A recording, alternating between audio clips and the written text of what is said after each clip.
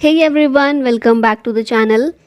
G20 अभी G21 हो गया है, तो इसी टॉपिक पर हम बात करने वाले हैं। जितनी भी इम्पॉर्टेंट चीज़ें हैं इस टॉपिक से रिलेटेड उनको हम यहाँ पर कवर करेंगे। बाकी G20 की चीज़ें तो हम ऑलरेडी कर चुके हैं, इसको भी उसमें किया था बट इसे और अच्छे से यहाँ पर कवर करेंगे। चलिए, ये सबसे पहले पिक्चर आप देख लीजिए। ये कौन है? अफ्रीकन यूनियन के प्रेसिडेंट हैं।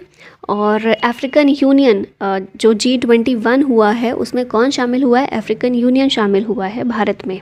तो ये एक ऐसा रीज़न है और भी थोड़े से कई रीज़न हैं। तो ये ऐसा रीज़न है, कई सारे रीज़न्स में से एक, जिसकी वजह से भारत में हुआ ये G20 का समिट हमेशा याद किया जाएगा। क्योंकि हम करते हैं ना कुछ ऐसी चीज़ें कि अच्छा वो वाला समिट जो हुआ था उसमें ये मेंबर ऐड हुआ था या फिर उसमें ये कुछ खास चीज़ हुई थी। तो इसी तरह का ये भारत में होने वाला भी G20 समिट है, जिसमें कई सारी ऐसी चीज़ें हुई हैं जो हमेशा याद रखने वाली चीज़ों में से एक हैं। सबसे पहले तो देखिए, बैकग्राउंड अच्छे से याद होगा आप लोगों को, देखा होगा आपने, कई बार नहीं देखा है तो देखिए। अभी हम देखते हैं क्या है ये। तो ये है कोणार्क सन टेम्पल। वहीं पर ये जो व्हील है ये मौजूद है, जिसको यहाँ पर डिज़ाइन किया गया है। इस व्हील के अलावा एक डांसिंग वुमेन का स्कल्पचर जो है इसको भी यहाँ पर रखा गया था, जिसने सभी गेस्ट को, आने वाले जितने भी हमारे लीडर्स थे, वर्ल्ड लीडर, उनका वेलकम किया। समिट ये हुई कहाँ पर? नई दिल्ली में भारत मंडपम में हुई है। भारत मंडपम में प्रगति मैदान के पास International Exhibition and Convention Centre जो है, यहाँ पर इस मीटिंग को रखा गया है। आज भी चलने वाली है। और इसमें जो मीटिंग्स हुई है ना, जैसे हमारी थीम थी one earth one world, one earth one future, one world one earth one future, इस तरह से थीम रखी गई थी ना। तो जो हमारी मीटिंग्स हुई हैं वो भी इसी तरह से हुई हैं। जैसे कल जो मीटिंग हुई थी वन अर्थ और वन वर्ल्ड वाली मीटिंग हुई थी, आज जो मीटिंग होने वाली है उसका नाम है वन फ्यूचर। ठीक है, तो ये भी याद रखनी है। और प्राइम मिनिस्टर जो हमारे हैं नरेंद्र मोदी, उन्होंने सभी आने वाले वर्ल्ड लीडर्स को ग्रीट किया था इसी जगह पर। यहाँ पर ही आपने सारी फ़ोटोज़ देखी होंगी सारे वर्ल्ड लीडर्स की। ठीक है, कोणार्क व्हील की बात करें तो ये बनाया गया था 13th सेंचुरी में under the reign of king Narasimhadeva first. UNESCO world heritage site है ये। 1984 में इसका दर्जा दिया गया था। अब ये चीज़ देखी होगी, नटराज की मूर्ति जो है, नटराज का स्टैचू, वो यहाँ पर अनवील किया गया था, रखा गया था। तो नटराज स्टैचू के बारे में जानना भी इम्पॉर्टेंट हो जाता है। नटराज स्टैचू जो है वर्ल्ड का लार्जेस्ट नटराज स्टैचू है, जो यहाँ पर बनाया गया है। अष्ट धातु का बनाया गया है, 8 मेटल्स का मिलाकर। 27 फीट टॉल है ये और इसका वेट है अराउंड 20 टन्स। तो इस चीज़ को याद रखिएगा। यहाँ पर अब देखिए, हम तो सबसे बड़ी खबर यही है, सबसे बड़ी चीज़ जो निकल कर आई है G20 से, कि G20 अब G20 नहीं रहा, G21 हो गया है। क्योंकि अफ्रीकन यूनियन एक यूनियन के तौर पर, मतलब एक इकाई, एक यूनिट के तौर पर इसमें शामिल हुआ है। जैसे अभी तक G20 था ये, तो इसमें अभी तक G20 था ये, तो इसमें क्या था? 19 कंट्रीज़ थी और एक था यूरोपियन यूनियन। अभी 19 कंट्रीज़, यूरोपियन यूनियन और अफ्रीकन यूनियन, अब ये हो गया है।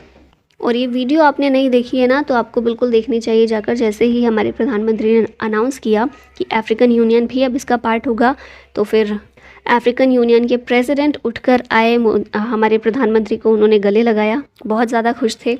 एक ऐसा एरिया जो नेग्लेक्टेड रहता है, एक ऐसा कॉन्टिनेंट, उसको शामिल किया गया है G20 में। तो उसी समय पर इनके लिए नेम प्लेट, अफ्रीकन यूनियन का जो फ्लैग है उस सबको वहाँ पर लगा दिया गया। तो एक बढ़िया मोमेंट था और भारत के प्रयासों से ये मोमेंट आया, तो इसलिए और ज़्यादा खास है।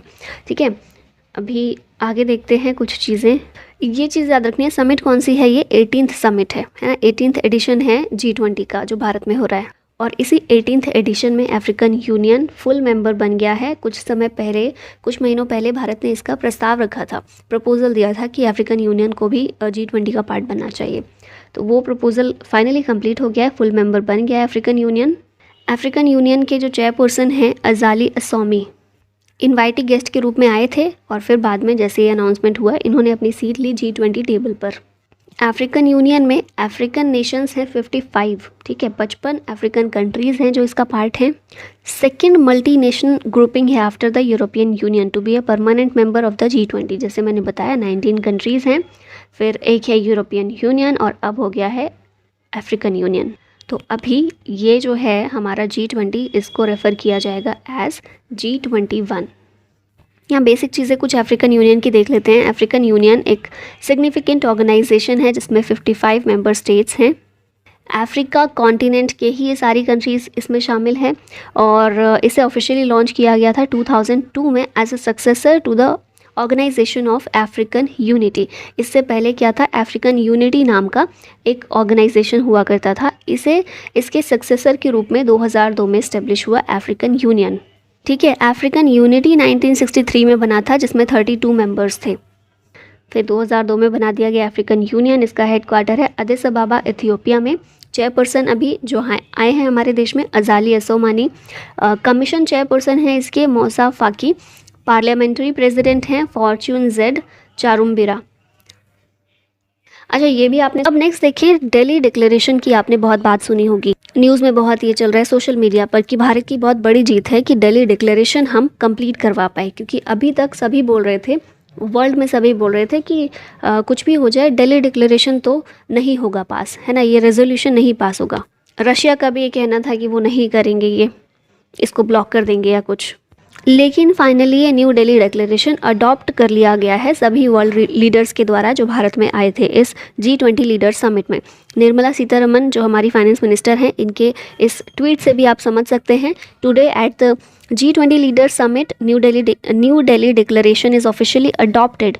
PMO India and Narendra Modi's emphasis on human-centric globalization and our concerns of global south have found resonance and recognition। अभी हम क्यों बोल रहे हैं कि बहुत बड़ी जीत है कि ये पास हो गया, और इंडिया की इतनी बड़ी जीत के रूप में इसको क्यों देखा जा रहा है, तो थोड़ा सा समझिएगा। डिक्लेरेशन होता क्या है, तो कोई भी समिट जब होती है तो जो भी होस्ट कंट्री होती है उसके द्वारा कुछ रिटन डॉक्यूमेंट्स साझा किए जाते हैं सारी कंट्रीज़ के साथ कि ये टॉपिक्स हैं जिन पर हम चाहते हैं कि हम बात करें और आगे काम करें। ठीक है, अभी उनको अडॉप्ट जब सारी कंट्रीज़ करेंगी, जितने भी उस ग्रुपिंग में मेंबर्स हैं, जब वो सारी कंट्रीज़ उसको अडॉप्ट करेंगी उसके बाद फिर उस पर काम करना शुरू किया जाएगा। अगर अडॉप्ट नहीं करेंगे तो फिर वो ख़त्म हो जाएगा। ठीक है, वो मामले आगे नहीं बढ़ पाएंगे। तो इसीलिए आप अगर ध्यान देते होंगे तो सभी समिट के बाद एक डिक्लेरेशन निकल कर आता है, या कोई भी इंपॉर्टेंट टॉक होती है उसके बाद एक डिक्लेरेशन निकल कर आता है, और उस डिक्लेरेशन को अडॉप्ट करने का मतलब है कि ठीक है, अब सारी कंट्रीज़ राज़ी हैं कि उस पर वो काम करना चाहेंगी। अब ये खास क्यों है न्यू दिल्ली डिक्लेरेशन, क्योंकि अभी क्या रशिया और यूक्रेन के बीच प्रॉब्लम है। वेस्टर्न जो कंट्रीज़ हैं उनका ये मानना रहता है कि रशिया की हर एक जगह जहाँ पर भी वर्ल्ड लीडर्स इकट्ठे हों वहाँ पर रशिया की आलोचना की जाए और ये बोला जाए कि रशिया गलत कर रहा है, उसको नहीं करना चाहिए, और यूक्रेन का सपोर्ट करें सारे वर्ल्ड लीडर्स मिलकर। इंडोनेशिया में जो लास्ट ईयर हुई थी वहाँ पर भी यही हुआ था कि वहाँ पर भी रशिया की बहुत ज़्यादा आलोचना की गई थी और रशिया यूक्रेन वॉर पर बहुत ज़्यादा फोकस था। इंडिया में क्या किया गया, अभी जो इंडिया ने ये डिक्लेरेशन पेश किया, इसमें ये चीज़ थी कि हमने बहुत ज़्यादा वॉर के ऊपर बात नहीं की, उसको भी जगह दी कि ठीक है रशिया यूक्रेन वॉर चल रहा है, वो ख़त्म होना चाहिए, पीस इस्टेब्लिश होनी चाहिए, लेकिन बहुत सारे ऐसे मामले हैं जिन पर हमें ध्यान देना है, बात करना है, जैसे क्लाइमेट का मुद्दा है। इसके लिए बहुत सारे इनिशिएटिव भारत ने प्रेजेंट किए हैं और रशिया की आलोचना इसमें नहीं की गई है। तो आप सोच सकते हैं रशिया जिसके पीछे वेस्टर्न कंट्रीज़ जो हैं वो पड़ी हुई हैं अच्छे से कि रशिया की आलोचना करो, कहीं भी मौका मिले वर्ल्ड लीडर्स के बीच में तो उसकी आलोचना करो, और रशिया की आलोचना नहीं की, बाकी चीज़ों पर ध्यान दिया गया और ये जो डिक्लेरेशन है अडॉप्ट भी कर लिया गया सारी कंट्रीज़ के द्वारा। तो इसीलिए इसकी बहुत ज़्यादा बात हो रही है और वो डॉक्यूमेंट भी इंटरनेट पर अवेलेबल है। आप गवर्नमेंट की वेबसाइट पर देखेंगे तो दिल्ली डिक्लेरेशन पूरा वहाँ पर दिया हुआ है पूरी PDF के फॉर्म में, तो उसको पढ़ सकते हैं, या अगर आप चाहें तो हम लोग भी उसको डिस्कस कर सकते हैं कि कौन कौन से इनिशिएटिव इस G20 में पेश किए गए हैं भारत के द्वारा जिन पर आगे काम किया जाएगा। ठीक है, तो ये आई होप समझ में आ गई होगी चीज़। अब G20 समिट 2023 इसकी बेसिक चीज़ें जो हम पहले भी देख चुके हैं वापस से रिवाइज़ कर लेते हैं। प्रेसिडेंट कंट्री इंडिया है, होस्ट भी भारत ही कर रहा है, PM नरेंद्र मोदी इसके चेयरपर्सन हैं। पार्टिसिपेंट कितने हैं, G20 countries plus 9 invited countries हैं और 14 इंटरनेशनल ऑर्गेनाइजेशन हैं। ठीक है, G20 समिट की थीम है वसुधैव कुटुंबकम, वेन्यू है भारत मंडपम नई दिल्ली में, और कब से कब तक हो रहा है, तो 9 और 10 सितंबर को ये मेन इवेंट जो है G20 समिट का हो रहा है। 6 एजेंडा है इस समिट के, green development, climate finance, inclusive growth, digital economy, public infrastructure, technology transformation and reforms for women empowerment for socio economic progress. अब ये जो एजेंडा है ना, इन्हीं पर इन्हीं के इर्द गिर्द घूमता है हमारा न्यू दिल्ली डिक्लेरेशन। उसमें इन्हीं चीज़ों को लेकर काफ़ी सारे इनिशिएटिव और आइडियाज़ दिए गए हैं जो कि बहुत कमाल के, बहुत बढ़िया हैं। लोगो और थीम की बात करें तो लोगो आपने देखा ही है, इंडिया के नेशनल जो हमारा फ्लैग है उससे इंस्पायर्ड है लोगो। उसमें एक प्लैनेट अर्थ भी दिखाया गया है। इंडिया का नेशनल फ्लावर लोटस जो है उसके ऊपर प्लैनेट अर्थ को फिक्स किया गया है, ठीक है। और ये तो हमने देख ही लिया, वसुधैव कुटुंबकम और one earth one family one future. ये है लोगो, इस तरह का कुछ देखने को मिलता है। ये जो लोटस है इसमें 7 पीटल्स हैं। इन 7 पीटल्स का मतलब है 7 कॉन्टिनेंट्स ऑफ दिस वर्ल्ड। यहाँ पर G20 मेंबर के हेड जो आए हुए हैं भारत में वो दिए गए हैं, तो हम ये ऑलरेडी देख चुके हैं कल। तो अगर आप फिर से रिवाइज़ करना चाहते हैं तो इसको पॉज करके देख सकते हैं, ठीक है। यहाँ पर भी वही हैं। ये गेस्ट कंट्रीज़ हैं, इनको एक बार याद रखिएगा। गेस्ट कंट्रीज़ हैं ये सारी, Bangladesh, Egypt, Mauritius, Netherlands, Nigeria, Oman, Singapore, Spain और UAE, ठीक है। इनके हेड्स भी भारत में आए हुए हैं। ये सभी फ्लैग देख लीजिए कंट्रीज़ का जो इनवाइट किए गए हैं भारत में। ट्रॉइका की बात हमने कल कर ली थी ऑलरेडी। G20 भी हो गया, G21 मेंबर, बस फिर इतना। अब इस टॉपिक से रिलेटेड कुछ क्वेश्चन देख लेते हैं। तो पहला है, who has recently become the new member of G20। G20 का नया मेंबर कौन बना है? अफ्रीकन यूनियन, और अब ये हो गया है G21। अभी कुछ समय पहले हमने देखा था फिनलैंड जो है 31st मेंबर बना था नाटो का, और ईरान शंघाई कोऑपरेशन ऑर्गेनाइजेशन का 9th मेंबर बना था। तो ये चीज़ें भी याद रखिएगा।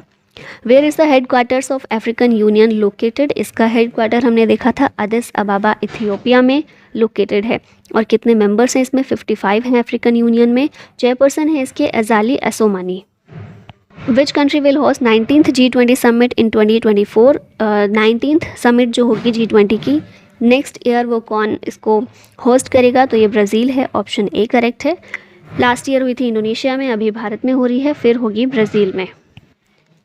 What is the theme of the G20 summit happening in India? Theme क्या है? One earth one family one future. और इसमें जो मेन मीटिंग्स हुई हैं उनके नाम भी इसी तरह से रखे गए थे, वो मैंने बताया है आपको। G20 शेरपा कौन है? करंट हमारे अमिताभ कांत हैं, ऑप्शन डी यहाँ पर करेक्ट है। नेक्स्ट है, where is Akshardham temple located? Akshardham temple located है नई दिल्ली में। इसकी बात क्यों कर रहे हैं हम? क्योंकि जो UK के PM है ऋषि सुनाक, इनका विजिट यहाँ पर शेड्यूल्ड है अक्षरधाम टेम्पल में, ठीक है। अब ये लास्ट में क्वेश्चन है आप लोगों के लिए, in which country was the first G20 summit held? कहाँ हुई थी? इंडिया, USA, जापान या फिर जर्मनी?